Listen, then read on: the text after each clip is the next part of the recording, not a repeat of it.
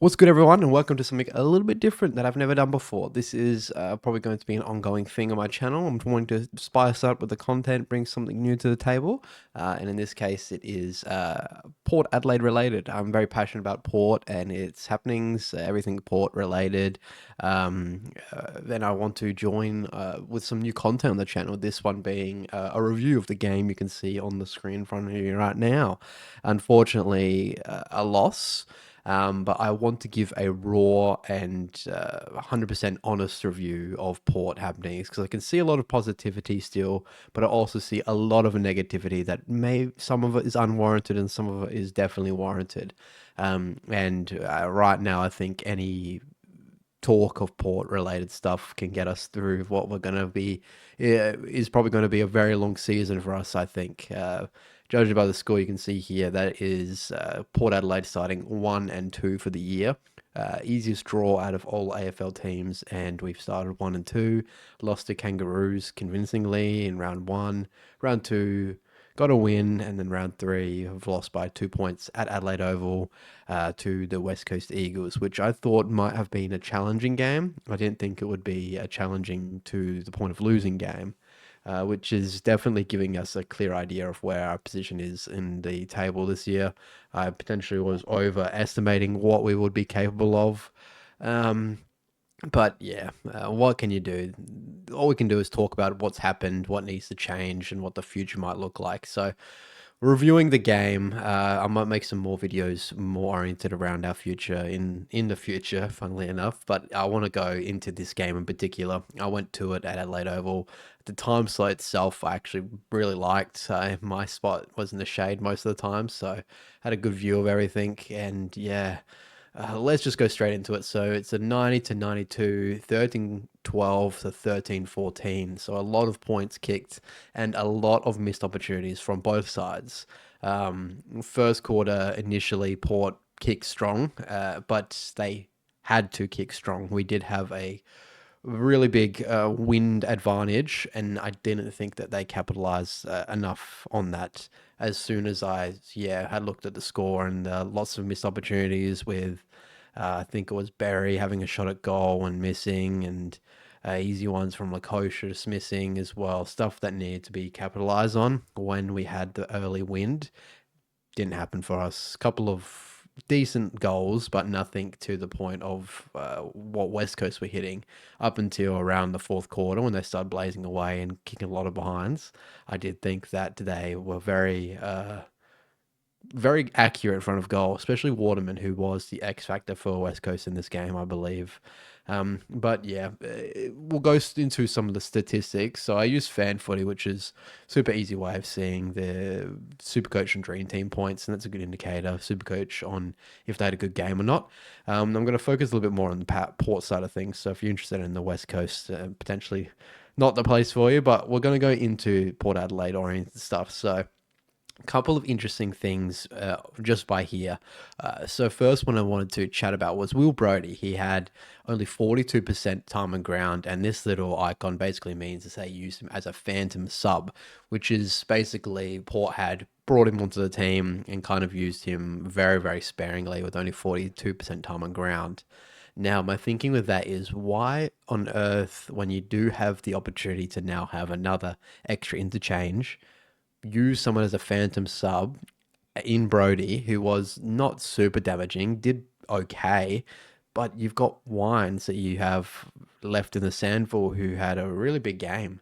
As soon as they left Wines in the twos, I was really questioning what the plan was, and obviously using Brody as a phantom sub was the plan, and I don't believe it was the right call either. It's just yeah, it's intriguing. I think that there needs to be a couple of changes made for Wines coming back in. It's Ollie Wines. You're only ever Brownlow medalist. You got to treat him a little bit better than what you have done back from suspension. That he didn't even. It wasn't warranted. Everyone knows that suspension wasn't warranted for as much as he got. But he's finally back, and you leave him in the twos. I'm not sure that's the right call.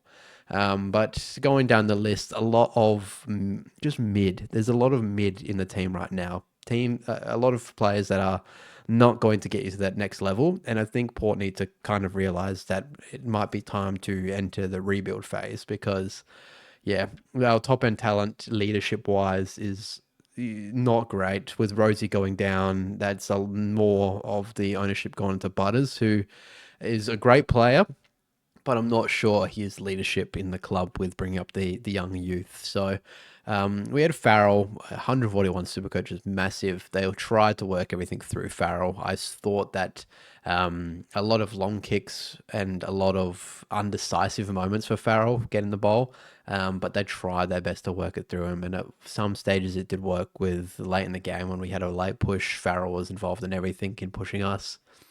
Butters got tagged. I'm not sure who by. Actually, it was by Robertson, Devon Robertson, who he didn't do great up until the first quarter when he kind of sat on Butters a little bit and took his damaging, like running through the ground out of the game a little bit. A lot of Butters touches, 30 of them were just a lot of hand passes to out of doing the grunt work, which is fine, but it's Butters is meant to be your damaging decisive mover from the middle, and with no one to step up around that, no one to play that role, kind of get stuck in the mud a little bit. So yeah, Burgoyne was fine in the wing. I thought he had an okay game. Georgiades was good presenting up forward. He just needs to get down the set shot. He's brilliant. Sometimes it's weird with Georgie in front of goals. Lukosius got actually switched down back late when Radaglia went off for injury. Radaglia, I think, got iced up towards the end of the third quarter. Was having an okay game, nothing special. But yeah, Lukosius went down back, and I don't think he's made for back, to be honest. He looked a little bit slow off the pace at times. Sweet in the ruck was fine. His skill errors with hand passing and that sort of thing was glaring, but in ruck wise, he was fine. Got beaten at times by Matt Flynn, which is a little bit frustrating towards the end when you need that tap and Flynn wins the ruck and they get a mark to ice a game. Was a little bit frustrating. Whitlock in his second season, he's presenting really well, to be honest. He just needs to grab the ball, like he does all the hard work, he does all the leading, he gets the ball and it goes straight through the fingers. But he is going to be promising. He is definitely a future player for us.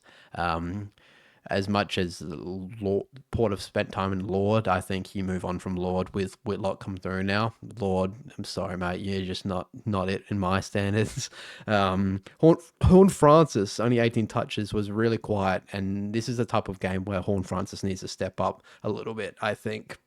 He's playing a lot of forward time, which makes things a little bit harder, but he also has that mid time to rotate through as well. Now that Rosie's out and a few others, it's really mixed in the midfield, and I think that Horn Francis didn't really capitalize. A lot of the times was just jogging defensively.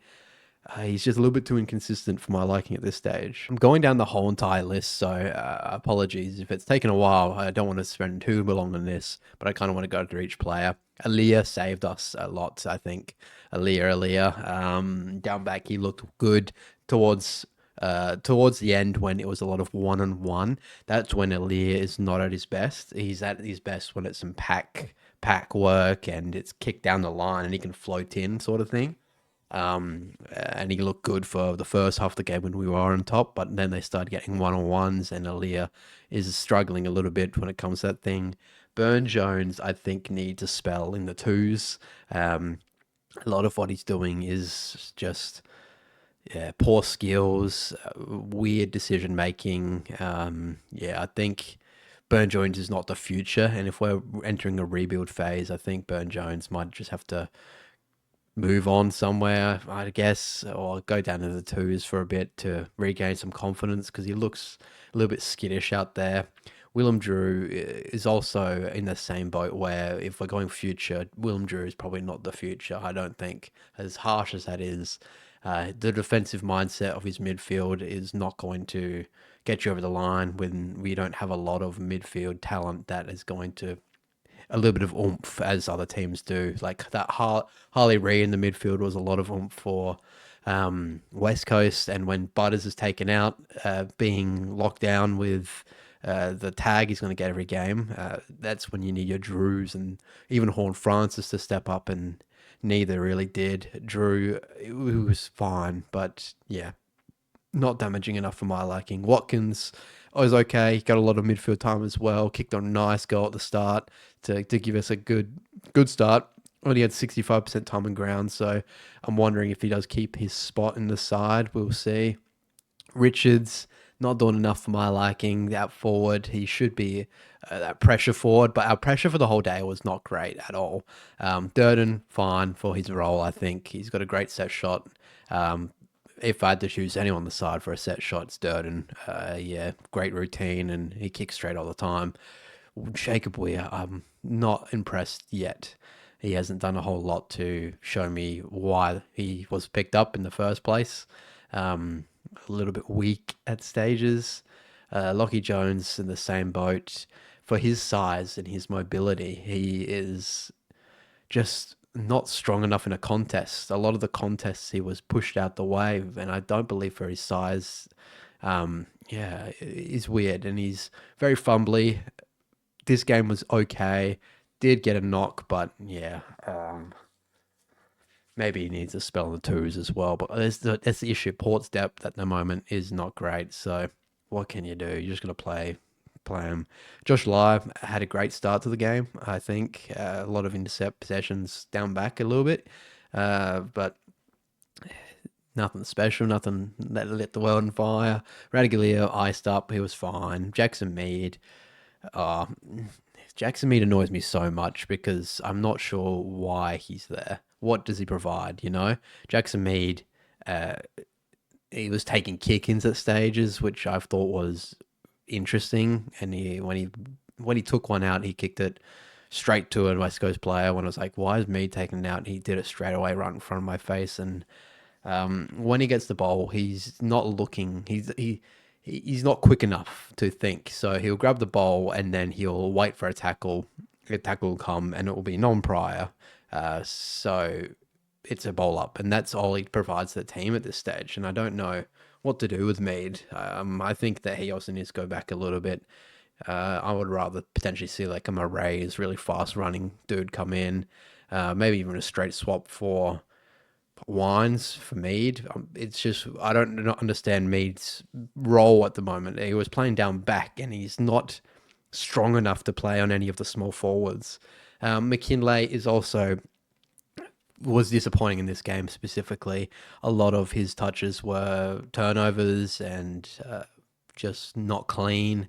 But I'm okay with that. Just with how young he is, he's needs time to develop, and I'm also really like intrigued on what his role is. I saw him playing down back quite a bit, and then Barry, so disappointing in Barry because the opportunity is there for him to get to that next level. This was supposed to be his breakout year, and you could hardly tell he was out there today. I was looking down the field because I did a whole breakdown video as I do Supercoach on my channel of why you should bring in Barry, and he had a big game last game, and I think this is sustainable versus West Coast at home in the same time slot. And he just did not inject himself into the game. Missed an easy set shot, was hardly seen, and they need him to be that person to kick in broad because he's got a beautiful left foot kick. A couple of times where he did a dart straight into the forward line, beautiful kicks. But yeah, I don't know if it's a confidence thing. I don't know if it's a thing around the team not finding him the ball or him just getting the ball smart wise. But yeah, really disappointing. Barry might need to go back to. That's the thing as well. Is Joe Barry? I wouldn't drop Joe Barry because he just needs to find the ball a little bit more than what he is because what he's doing is okay. But yeah, is there anyone I missed? I think Logan Evans I missed before was fine. Turned it over and got the ball back immediately. One play. Yeah, just a disappointing team effort. Still not sticking tackles. Still the pressure was not as great as West Coast. West Coast had a lot more pressure. It just felt like from halftime the game was on West Coast terms. They made Yeah, they made the right calls at the right times. They got a little bit lucky in some umpire calls. I saw that some people are saying that it was a free kick Port, as they do in the comments, but I didn't really see that at all. All I saw was the missed calls for ourselves, where Horn Francis was took a mark in a pack off hands. We all saw it. We all knew it was a mark. Another one was a Harley Reid that resulted straight to a goal. The ball, he caught it as it was hitting the floor, and they called it a mark. So some calls like that potentially could have swayed a game. You're not going to hear about it because it didn't happen in the last 10 minutes of the game, like the Crows Atkins thing happened. You're not going to hear about it as you do. But yeah, where to next for Port is the changes for next week, I think, is potentially McKinlay goes down to the twos, and I would like to see potentially Jackson Mead go down to the twos as well. Hopefully, if Radically is okay, he stays, and I would like to see Todd Marshall come good again. I think we did miss Todd Marshall a little bit tonight today with potentially playing on Waterman at times. He was really the X factor down forward. It felt like every single time he took a mark inside 50, he's slotting it, which is not the confidence I have with anyone in our team, maybe except Durden, closer range. Um, let's have a look at the statistics, shall we?